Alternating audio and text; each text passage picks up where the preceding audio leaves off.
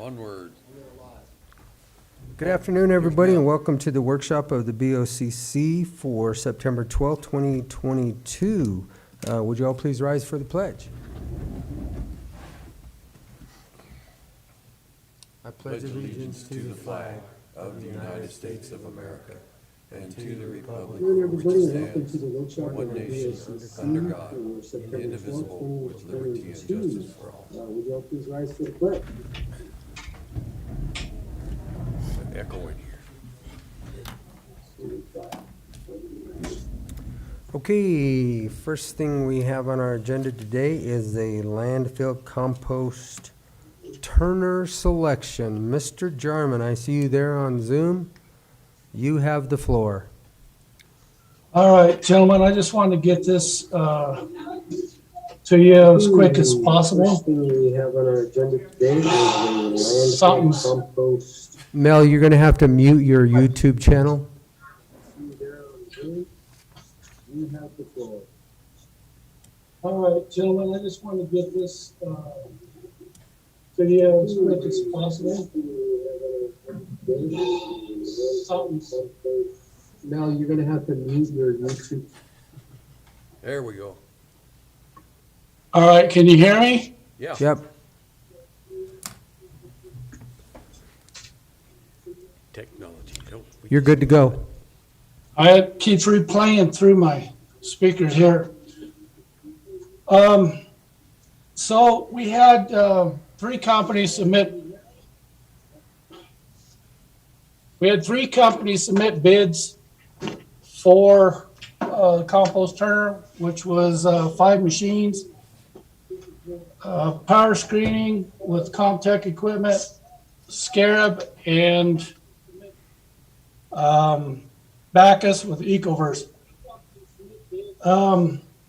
We narrowed it down to one machine, and the reason we decided this machine, it's a little bit bigger than what we'd asked for on our bid, but it's an X63 tracked machine. It's a 2020 with 50 hours on it.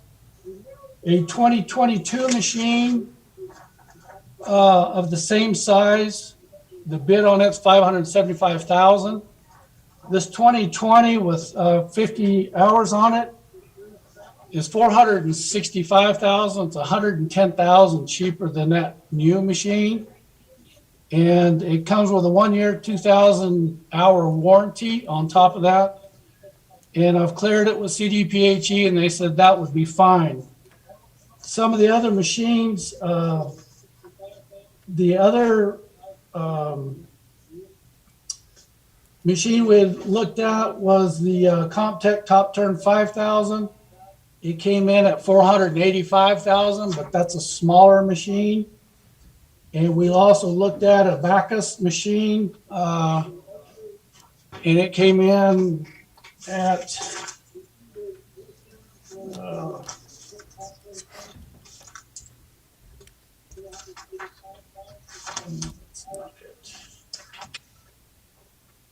the A50 came in at $414,100.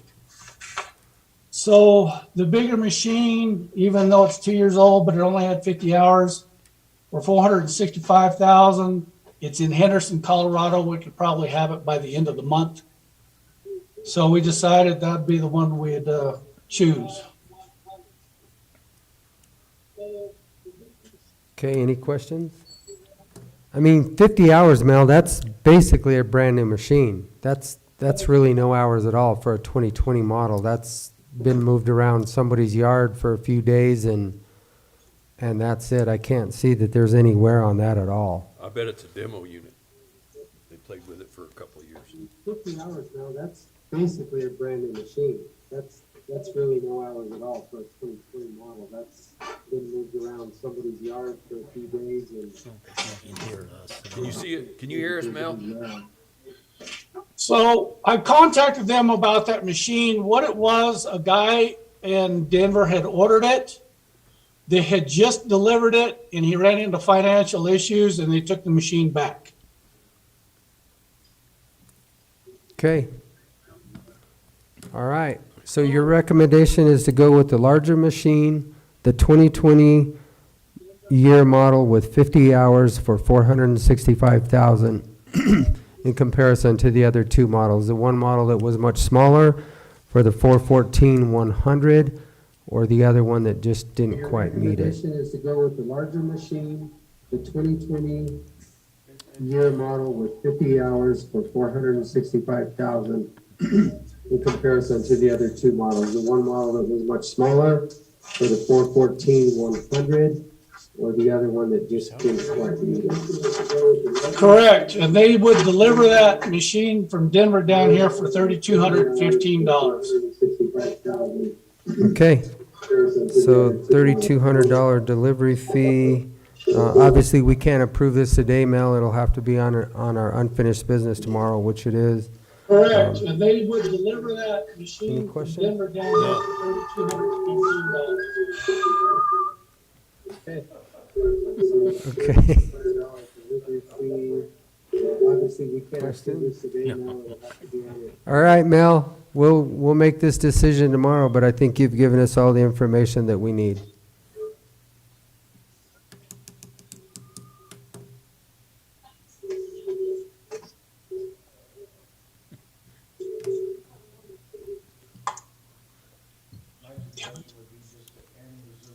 Okay.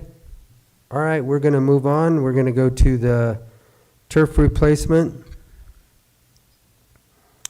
Is Mr. Smart here to present to us? No.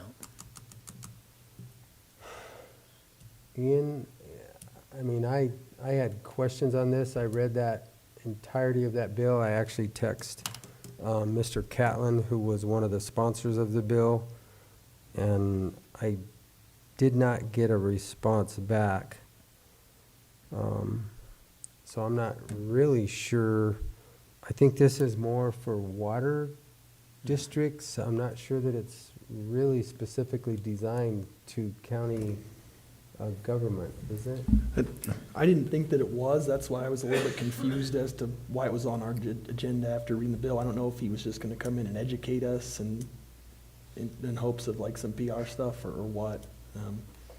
You know, to the extent that Mr. Smart has things to add, I would say maybe he can come in next week, but I mean, I think that the bill's the bill. I'm not sure it really applies to us at this point. Correct. So did you have any other information on it? No, we'd reached out to him and had him scheduled to come in and present, but obviously he didn't show up today, so. Okay. All right. Well, then we can probably take that off of our agenda item for tomorrow. All right, we'll move right along because I do see Miss Bugg and Miss Percell in here. Ladies, come on down to the table and let us know what you were talking about. Oh, Dustin also. Everybody come down. Well, just everybody out of the crowd, come on up. Yeah. Might be easier for us to go down there. Oh, the rest of the departments will be here in a little bit.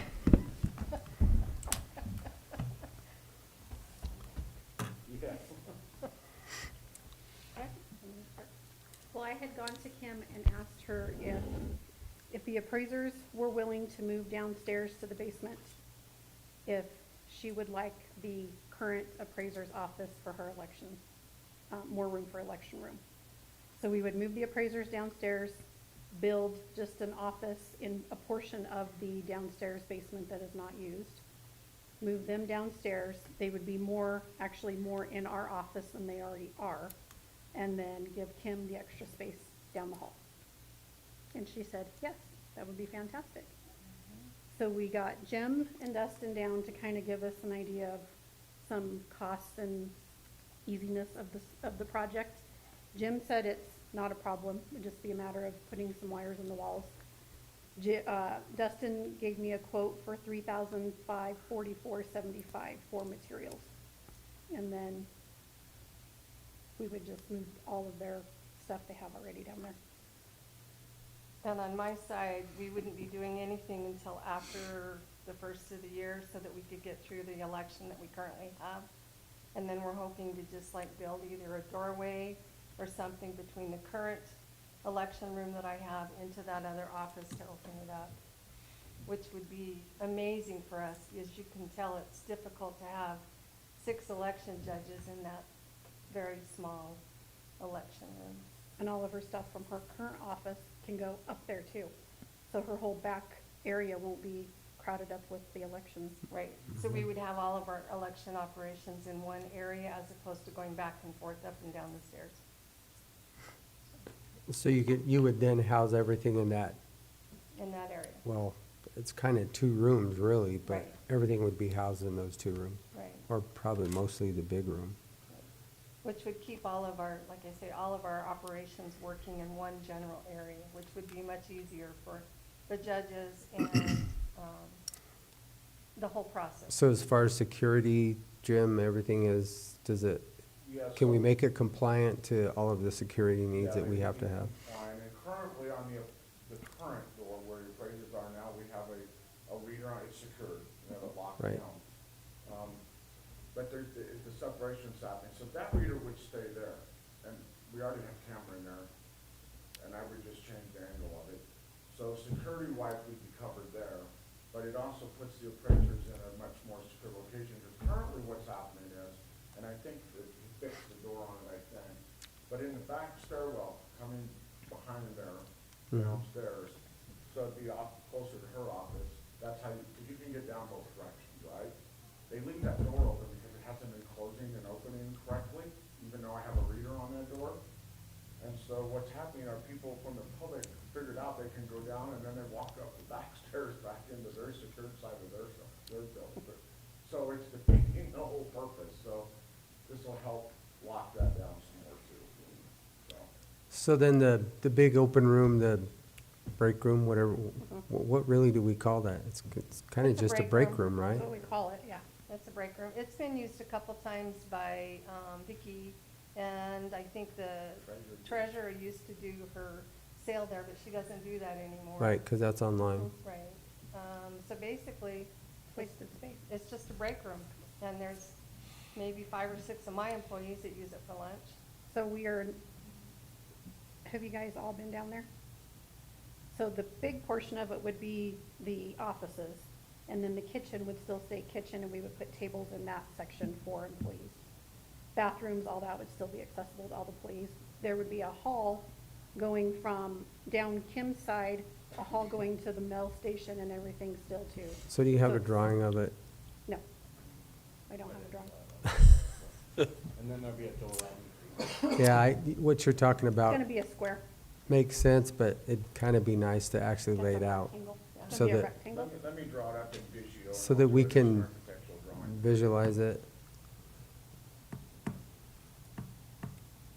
I have a pretty good idea because I'm familiar with what it looks like down there. So we would just enclose the kitchen with the wall, and then that would just be its own area. And then our wall would go all the way from that wall to the end of the building. Do you actually need a wall or? For their offices, Yeah, it would 'cause- close in their office. Yeah, we Okay. have to lock stuff up. To create a hallway from my door to the break area. Okay, okay. And that quote from Dustin for those materials, for me, you'd be looking at about $1,200. Why don't you guys put it all together with all the quotes and everything together and then bring it back to us with an actual, So if you come down that stairwell. you get $1,200? I'll send you the actual, Okay. but And then I the think it's kitchen's right over here. because right now it's just one open room. Just one big open area, and then there's a door, or a actual opening right here into the kitchen. Right now, Yep. So we just close that up. Okay. The door lock. Yeah, Okay. put it a little bit more detailed on a proposal and then bring that to us next Monday. I don't think that we're gonna have any issues with it other No. than, is that coming out of your budget, Dustin, or where are we All three? That's why we're here asking. getting the funds? That's why we're here. That's why we're here. Oh, I Bake gotcha. sale, go right ahead. Yeah, we're gonna have a bake sale, and Out of Ian's budget. Yeah, put that Yeah. together with all the details and all the dollars, and then we can actually look at and see where we can. Okay. I'm gonna throw one of those questions out there. Kim, do you think, or Jim, do you think we need to go as far as biometrics as for entry into that room, so nobody's loaning cards to anybody to get in there? So I contemplated it, Yeah, and the answer to that is yes, we could do all kinds of different things with this system. With the control that we have over these readers though, the chances of that happening really are very slim, because everybody is individualized, and within about 10 seconds I can disable anybody. So if she says we're having an issue, plus we can look to see whose card it was, and that's what I like about this too. So if somebody opens a door, I can go back, any of us in my department can go back and look and tell you. So even if, let's say it's you, and you say, well, wait a minute, I didn't do it, sorry, it was your badge. yeah, It becomes, you put it back on that person, because they have to be responsible for the badge, they have to be.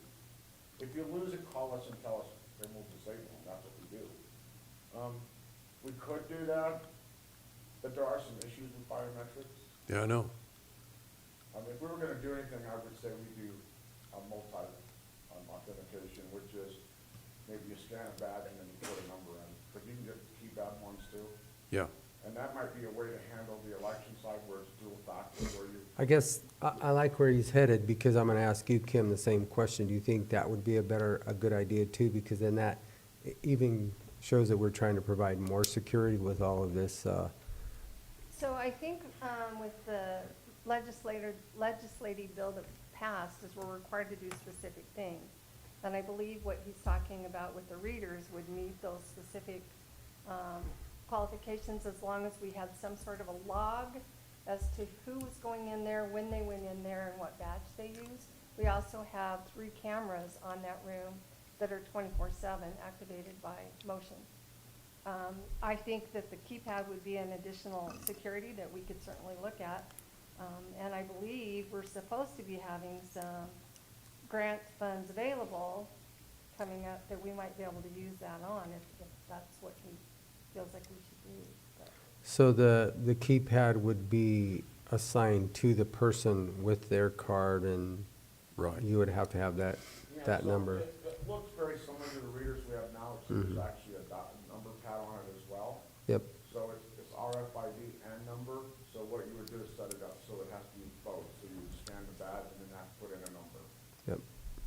So that is one way to go, it's a little more pricey, I can't tell you because I haven't bought any of them, but yeah. I would imagine it's more. So one of the other issues that we're running into is, we've got several people that are wanting to come and be watchers for our election.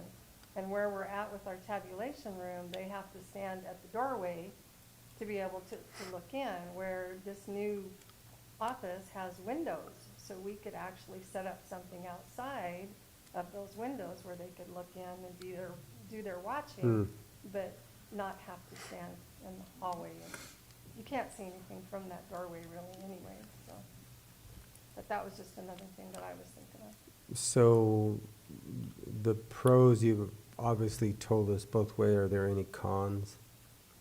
The only con I was concerned about is the employees being in the basement. Is there any rules against that, Ian? I don't know. There's no ADA. There's no So there's elevator. no egress out of there, so because it's in a basement, and you guys know this probably better than I do, but Dustin checked on that. Yep. did you check on it? Yeah. And we don't have to? As long as it, because it's not a sleeping area. Yeah, there would be no rules against that at all. But there You is can 2 work in a exits, so you have basement. 2 exits out of the place. And that's why I wanted the people who's in case something happened, like if there was a fire, you could go get. No, it's not gonna be accessible to the public, Nope. No. which, I mean, it's not now unless they go down there.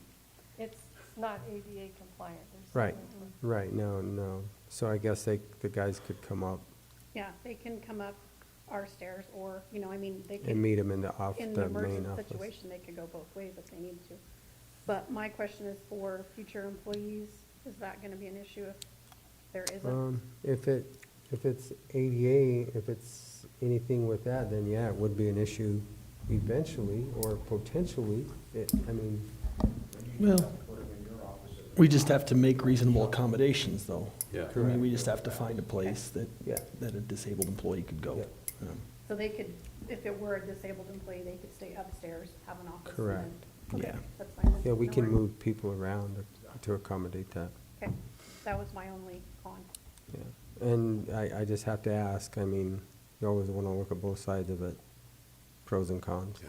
The pros for my office too are, you know, and even though we do have the door lock on it, people still follow them in. So, during protests, so it'll be nice to, we can call them up when they're needed at the front desk, and otherwise, they're not accessible to the public. Okay, So, that's a good thing. all right, well, bring all those costs to us, and we'll put it on the workshop for next Monday also. But we have a pretty good idea of what you're talking about. Because you're coming to us to find out where you can get the funds to build it. Gotcha. The bake sale idea was great. Yeah. Okay. Thanks, guys. Appreciate it. Okay, next we have our, a letter of intent for a regional middle mile broadband infrastructure initiative. Mr. Powers, Mr. McClain. Which one do you want first? The one that I put on letterhead. Make sure you talk into the microphone so we can hear you. The one on letterhead. There we go. There are two mics. Yeah. Yes, Shak. You should know.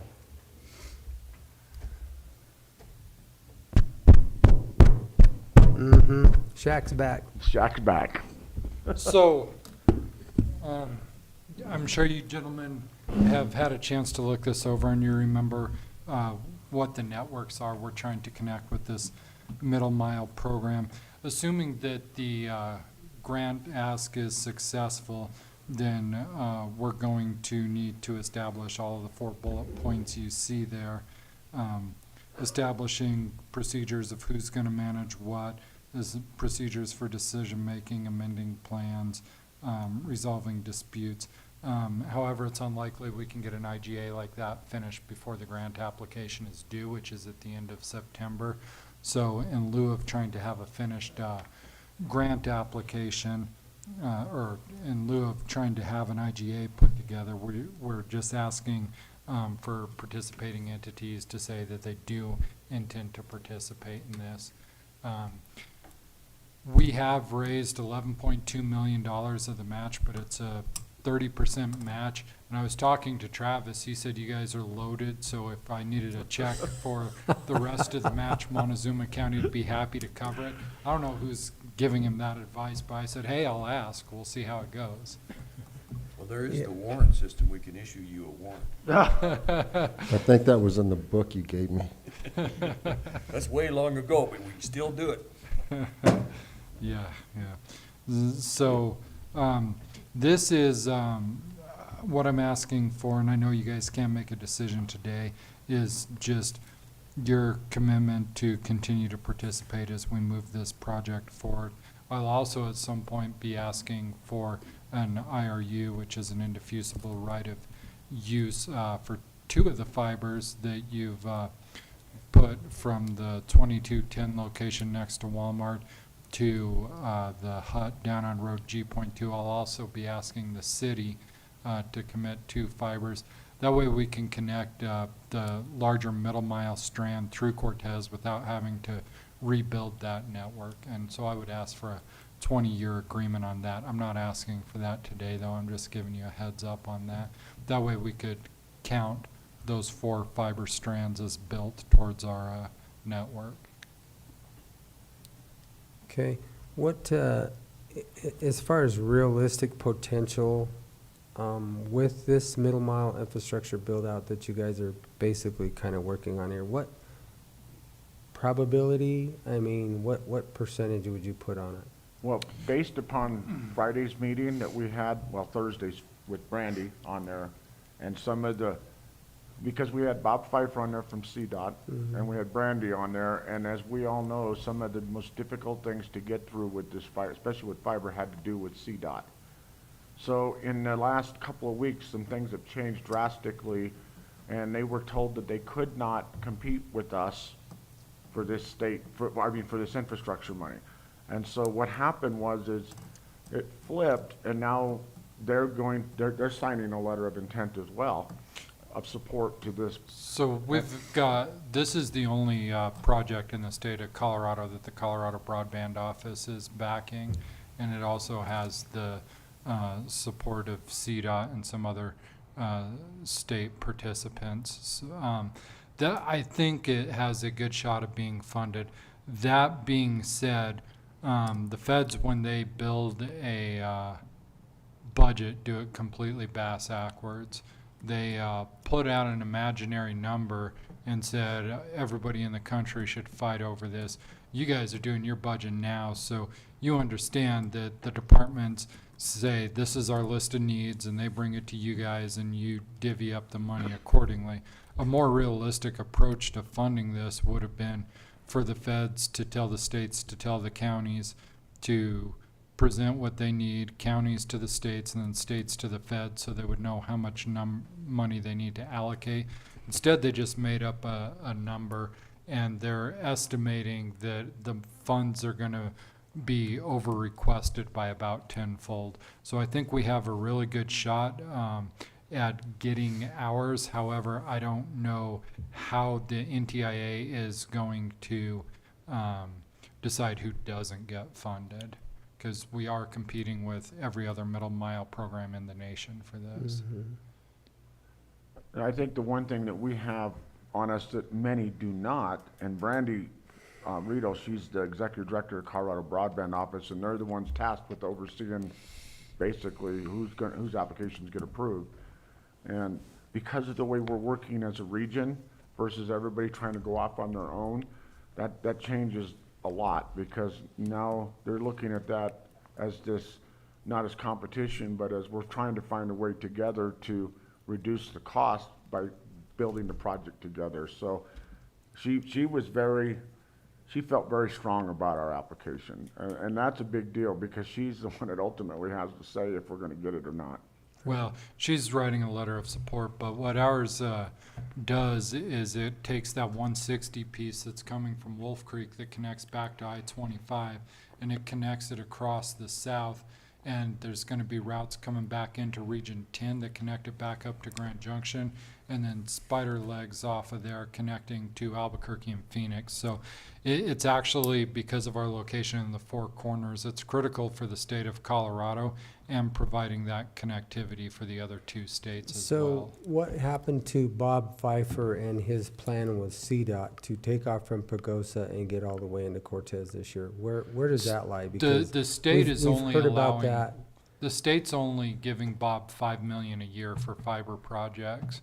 And he's got, the CDOT was working with Arcadian Infracom to build that out, but they're starting down in Window Rock, and they wouldn't be able to guarantee even getting started on this for the next 5 or 6 years.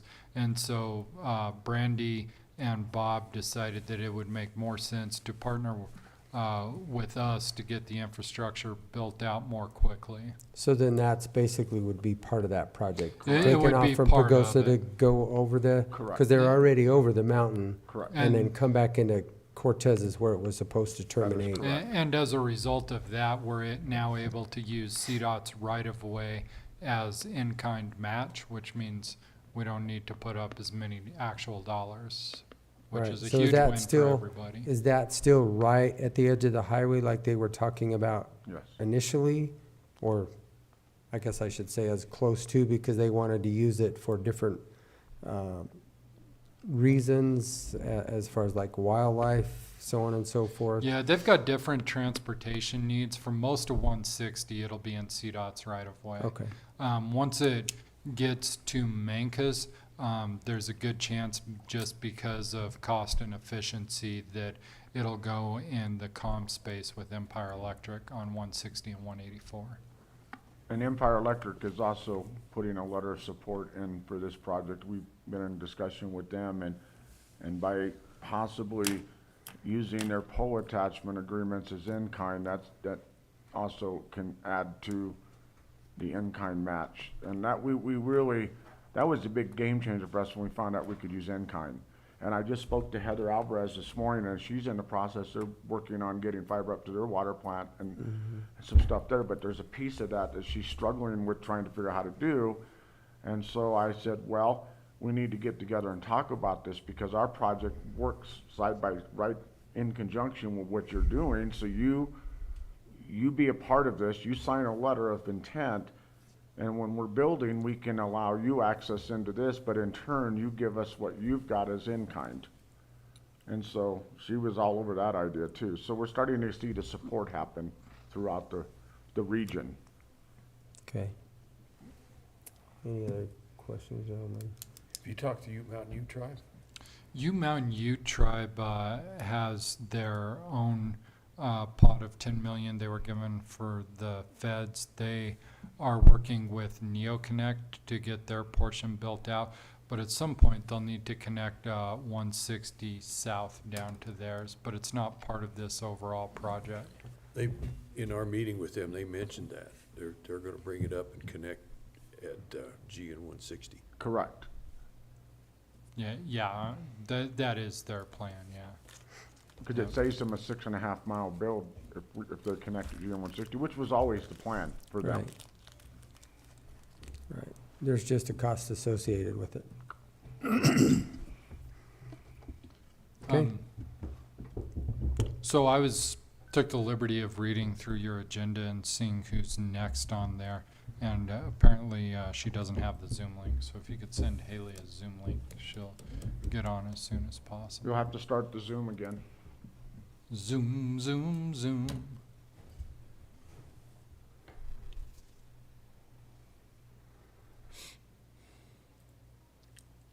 Do you need help?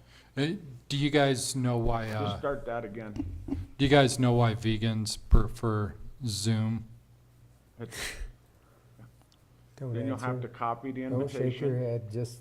Because we're they moving on. hate Google Meets.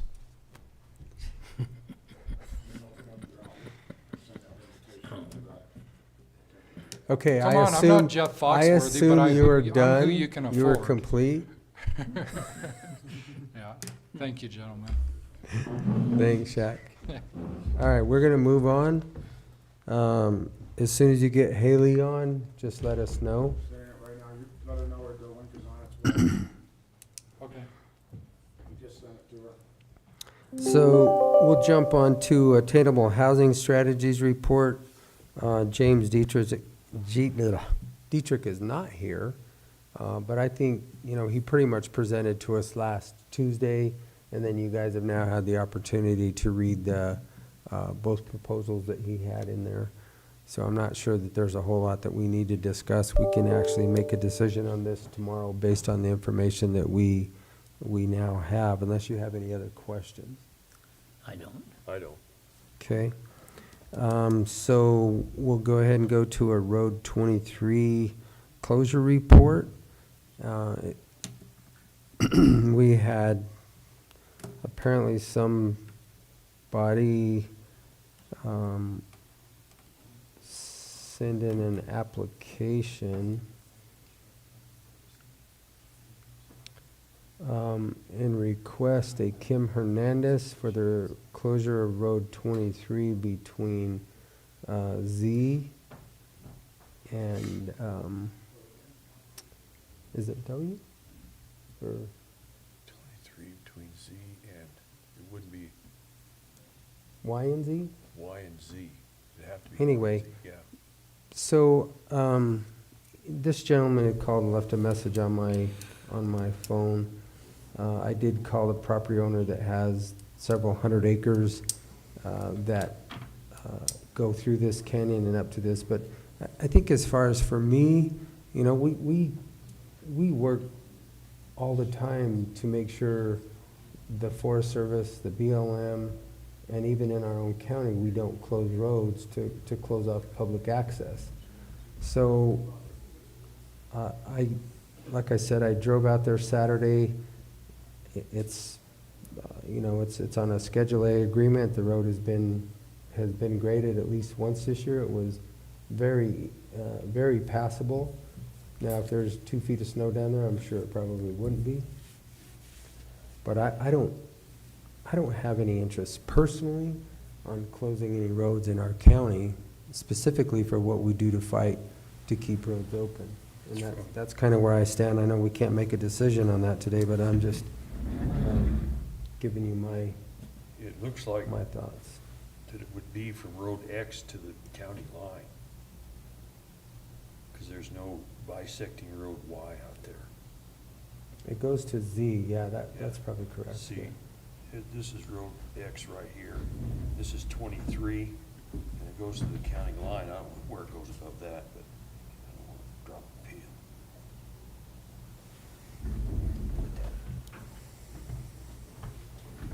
See that canyon right there? Mhm.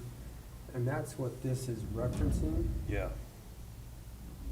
So if you have any questions, I mean, I know that we have Ian, we're in a situation right now where somebody tried to close up a county road and put a gate on it, and we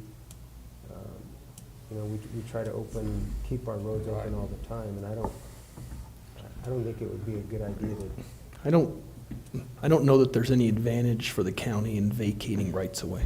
no. But So, I don't see anybody here to represent this letter, or this, that's not necessarily a letter, it's a petition with 2 signatures on it. Actually, 3 signatures now. And the property owner that owns 320 acres, I actually talked to him earlier, just before this meeting, and he did not wish to have it closed either, so, Yeah, it dead ends up in Dolores County. yeah. So that's kind of where I stand. Comments, thoughts? I can't see us closing that road. Not when we fight so hard to keep them open. So we can make that decision tomorrow. Commissioner Copenhaver, any thoughts? No, before we can even consider something like that, we'd need to contact every one of those landowners that are down that road. And that's actually part of the law, when you talk about We abandoning have a a road, public you have to. hearing and everything Yep, else, there's I a whole, think. there's a whole process that you have to Yeah. run through. And so, when I saw this on the agenda, I mean, my thought was, if this is something that you guys want to take up, we can start that legal process. If not, then no steps need to be taken. But, yeah, a resolution needs to be developed, a public hearing needs to be held. Right. And so, And I but think until I get some direction from you guys. For on- discussion today, we'll make a decision. That is on our tomorrow. road map, though. Yep, It is on the road map, but it's not. We haven't been maintaining it? we do once a year. It's got the primitive, I think it's one of these unmaintained county roads where we claim a right of way, but we don't maintain it on a regular basis. it's just a dirt. After you get so far up 23, it changes I know. from gravel I know where it is. to dirt. Yeah. But it was very passable, very, so it has at least been hit this year at least once. I did talk to Rob, and he doesn't have any interest in closing it either. And I mean, there's certainly, as you guys well know, there certainly are a lot of roads in the county that we don't maintain all the time. We maintain Correct. them periodically. So it's not unusual in that regard. So we can make that decision tomorrow and give you further directions, or probably, I mean, I think really at this point, it would be a matter of if somebody wants to move forward with abandoning this thing, to make a motion and give me that direction, then we can start the process with a resolution and those sorts of things, and that would all happen tomorrow. If you Okay. guys don't want to take any further action, I think just briefly noting that during tomorrow's meeting would be the way to do it. okay? So we can just Yeah. vote yea or nay tomorrow. I can tell you right now, I won't, I don't have any interest in this at all. Okay. Well, then, we'll be done with that item, and we'll jump back up to Axis. I actually see Haley on now. So Haley, will give you the floor for Axis Health Systems funding request. Thank you, gentlemen. I'm so sorry I wasn't there in person. I must have missed the invite. So I appreciate you letting me do this via Zoom this afternoon. We have submitted a request for $10,000 for funding in 2023 for the Regional Acute Treatment Unit, which is the only psychiatric stabilization unit in the region and within 3 hours. The county has supported the ATU for the past 2 years. It's a really important regional resource. It allows for people to stay close to home when they're in a psychiatric emergency. Oftentimes, they're able to stabilize there before and return home instead of having to go out of the area for care, Grand Junction, Pueblo, all the way up to Denver, or even out of state. The goal is really to keep people out of those higher levels of care. So the ATU is a really great way for people to get the treatment and recovery they need and then get connected to local services for ongoing care and treatment, and also be able to wrap their families in to their care plans because it is local. So far this year, as we said in the letter, we've had 39 Montezuma County admissions, and I just double checked, and it looks like that has gone up since I originally pulled the data to in early August to 47. So the need in the community for this type of care is high. The ATU is a part of a continuum of care, so it's a really critical resource for those who aren't able to be treated in the community like the CIP program does, or in an outpatient setting. They really need time to stabilize, receive medications, and have a full care team with a nurse and therapist and psychiatric provider. So the county support of this resource is really important, and Montezuma County is one of many other community partners that has helped bridge the gap between the funding that we receive from the state and from Medicaid, because many insurance plans do not cover this type of care. So, does anyone have questions? I can't see your faces. You're all cut off at the neck, so I can't see your reaction or know if you're trying to jump in with a question. We've been accused of that often. I don't think you want to see our reaction, Haley. That's why we cut us off at the head today. I think this is pretty standard. This is, like you said, this is kind of the same request as it's been for the last couple of years. Yes. I know we saw this last year. Commissioner Copenhagen, new for you this year, but you know, it leads me back to the question that I'd asked earlier, which you know, we still have to establish an amount that we're going to utilize this year for funding requests, and then prioritize those when we make that amount. So I think, Haley, now it's just in our hands. I don't think I specifically have any questions, unless, gentlemen, you do? No, I don't. No, I don't either. Okay. We're just gonna Well, go through thank it. you so much for considering this. You know, for a lot of people that you probably know somebody connected to someone who's had to use this resource. And when you have private insurance or you're uninsured, self-employed, the cost of care like this can be really expensive. And so funding through the county and other partners really allows for those people to go get treatment without having the burden of costs involved. Okay. All right. Thank you Haley. all, and thanks for being flexible. I appreciate it. You bet. Have a great day. You too. Thanks. Mhm. So, just kind of to follow up on that, we did put that question out there, did you guys kind of think of a number that you wanted to utilize, or, I think last year, Travis, looking at it, it was 70,000 is what we allocated. Yeah, roughly 70. Do you want to use that for budgetary numbers, see what the budget comes back, and then then we can cut after the fact, or for now, just use that consistent number, and then we'll look at it and prioritize or cut if we need to. Why don't we plug that in, and then we can add or subtract from that number? The same figures as last year? Yes.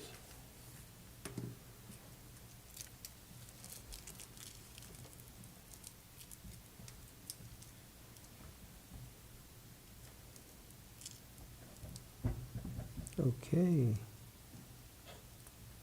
All right. Second floor security door discussion. Travis, you want to take this one, or do you want me to? I can kick it off, and then you can follow up if you'd like. All right, go ahead. So over the last, well, since I've been here, the second floor is the only unsecured floor in the entire county, pretty much. We've got pretty much free access. Since I've been here, I've had just people come in. I've had a gentleman come and rifle through my desk and a little angry. He was up here last week.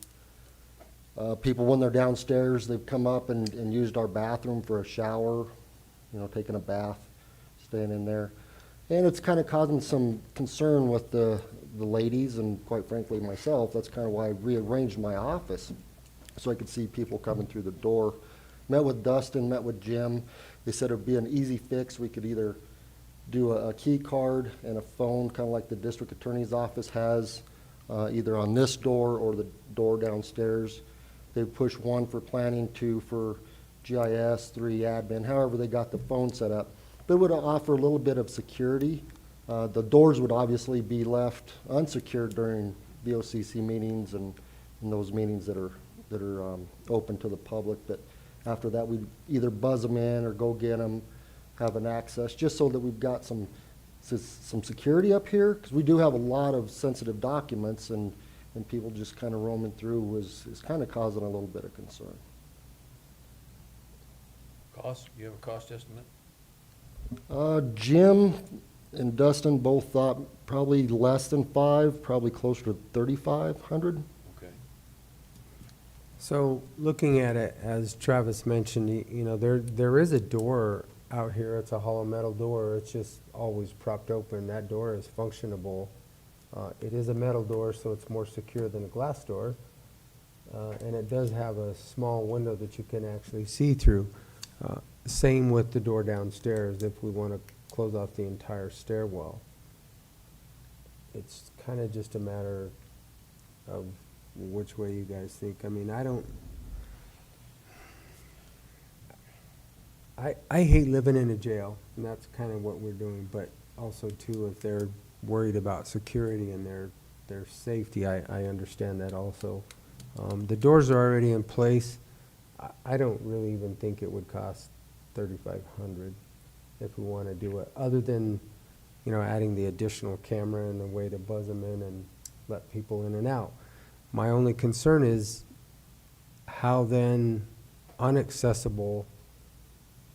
I mean, I go back and forth. I think about our staff because of their security reasons, but then also the public, if they're having to get buzzed in, and I just don't know. I'm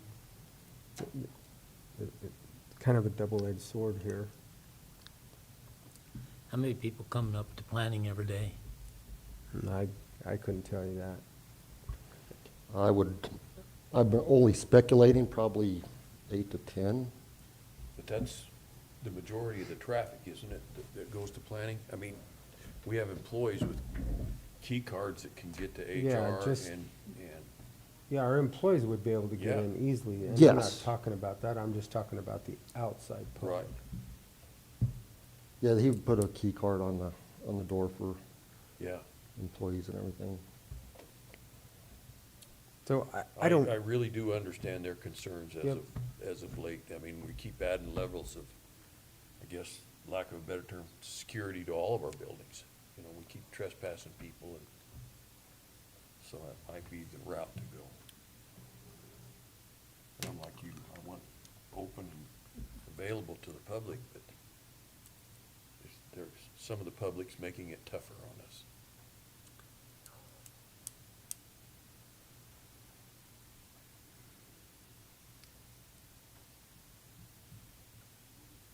it's truly, for me, it's a double-edged sword. I get the, the staff's concern, but gosh, the more we make ourselves unreachable, I think the more problems that we're gonna have. Because then people say, well, we couldn't get a hold of you. Anything for an excuse is my concern.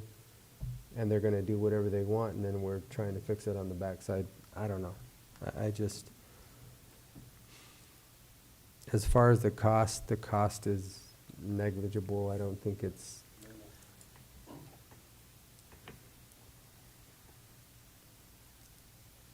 So your possibility of doing that door at the bottom of the stairs and having it where you can just buzz them in, is that what you're talking about? Yeah, buzz them in.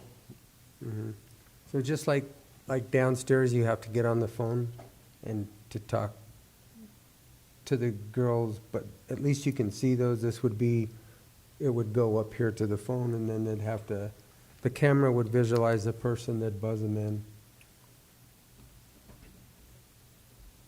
Or we could put it at the top of the stairwell, and they would just stay on the outside of the stairwell to get buzzed in.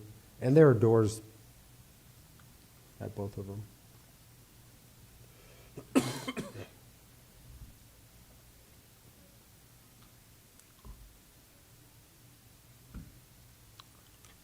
I don't know. I'm like you, Jim. I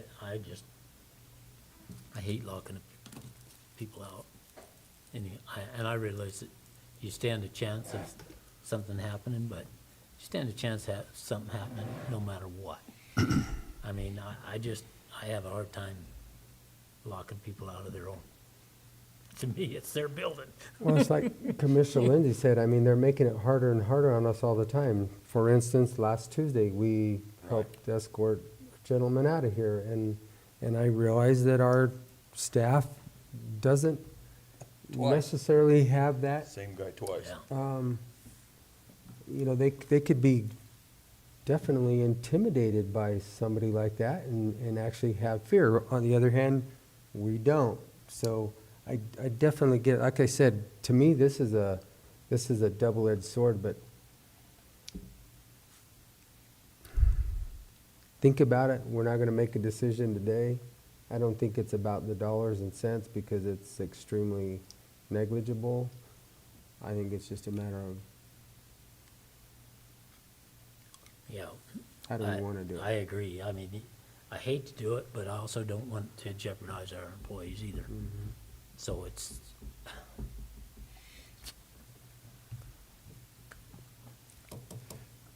We'll sleep on it, because it'll be on our unfinished business for tomorrow. okay. I've actually had the opportunity to sleep on it too much, I guess. Because it's really tough, it's kind of go back and forth. but- How many incidents have happened? Well, I guess we should ask Shak how much trouble he ever had. We've had, we actually, He gets called quite a bit to go me downstairs. personally, I can tell you from the times I'm up here, and I'm not up here all the time, but I've actually helped escort people out of here several times. So I get that concern, and it's not your every, how do I want to say this? It's not an everyday frequency, but the Yeah. frequencies are starting to increase. Correct.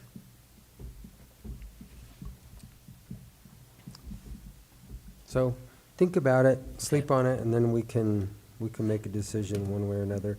But as far as the cost, it's extremely minimal. Okay, Ian, I added this Esso Terra on here because I know we had, this had come up last Tuesday. It wasn't on our workshop and/or agenda on Tuesday, so we didn't discuss it, but I know you have more information on it, so I wanted to make sure we had it on here today to make a decision on it tomorrow. Yeah, I don't really have anything extra. Kim and Jerry reached out and asked me if they needed to be here today, and I said, just go ahead and come tomorrow. Really, it just comes down to whether you guys want to indicate support to the state for this liquor permit or not.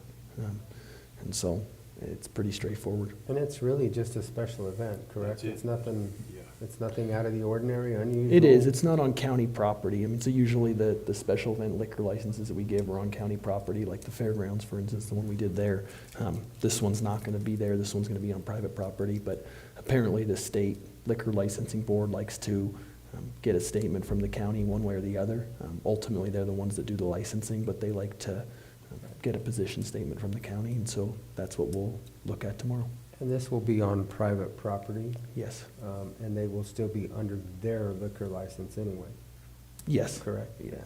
So, I don't really have any other questions. I mean, if you'd want me to ask further, I can ask, tonight in my meeting in Dolores, if, Yeah, I mean, it's just really what you guys wanna do. it's pretty straightforward, I don't, I mean, it's not a, yeah. Problem with it. okay. All right. Well, thank you. I just wanted to make sure that was on Yeah. there so that we could make a decision tomorrow. All right. Well, gentlemen, we have come to the end of our agenda for the workshop today, so I would say we are adjourned, unless there's anything else to be brought forward. No, Okay? covered a lot of ground in a short period of time. Yes, we did. All right. Well, thank you.